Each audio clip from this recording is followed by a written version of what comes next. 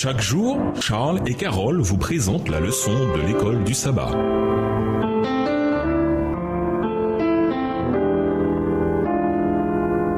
Bienvenue dans votre émission Dieu nous parle. Voilà la leçon de mercredi, l'obéissance. Abel s'agenouilla à son autel plein d'obéissance, tenant contre lui l'agneau qu'il allait offrir comme Dieu l'avait demandé. Caïn, de notre côté, s'agenouilla à son autel rageusement en tenant ses fruits. Les deux avaient apporté des offrandes, mais seul un des deux frères avait obéi à l'ordre de Dieu. L'agneau immolé fut accepté, mais les produits de la terre furent rejetés. Les deux frères comprenaient à la fois la signification et les instructions au sujet de l'offrande des sacrifices, mais seul l'un d'entre eux obéit à ce qu'avait ordonné le Seigneur. Genèse 4, les versets 1 à 5. La mort d'Abel fut la conséquence du refus de Caïn d'accepter le plan de Dieu dans l'école de l'obéissance, d'être sauvé par le sang de Jésus-Christ, symbolisé par les offrandes sacrificielles qui renvoyaient à Christ. Caïn refusa l'aspersion de sang qui symbolisait le sang de Christ devant être versé pour le monde. L'obéissance commence dans les pensées. Cela implique un processus délicat, celui d'accepter la responsabilité qui consiste à exécuter les ordres donnés par une autorité supérieure. L'obéissance découle d'une relation avec une figure d'autorité et l'empressement à obéir à cette figure.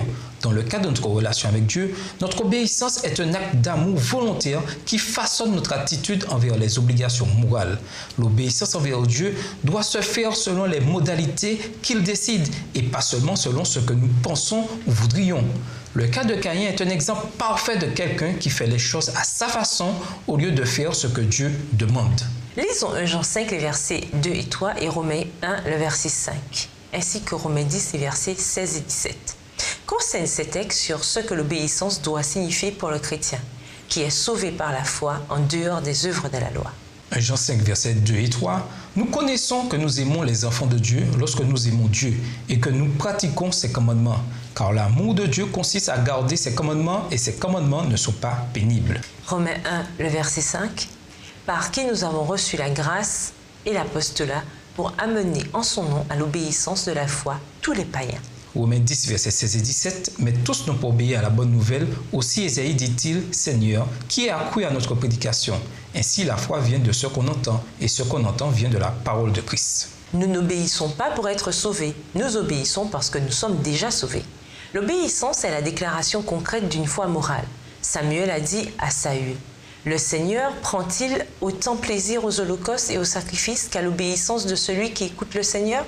L'obéissance vaut mieux que les sacrifices et l'écoute attentive vaut mieux que la graisse des béliers. » 2 Samuel 15, verset 22, dans la version second 21. Que voulait dire Samuel par l'obéissance vaut mieux que les sacrifices?